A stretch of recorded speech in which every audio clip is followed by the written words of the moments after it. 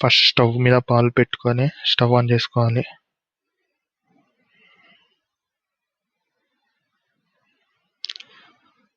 ఇప్పుడు పాలు కాగాయి, పక్కకు పెట్టేసుకోవాలి.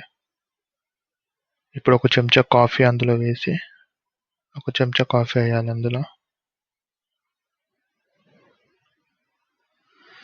ఇంకో చెంచా చక్కెర వేయాలి అలా. ఇంకో చెంచా చక్కెర వేసుకోవాలి, 2 చెంచాలు చక్కెర.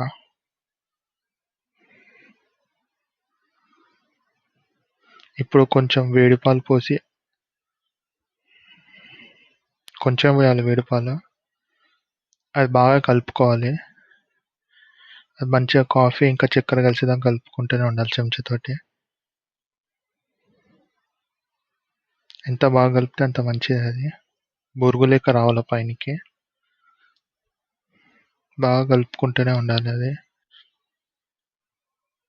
ఇప్పుడు వేడి పాలు దాంట్లో పోసుకోవాలి.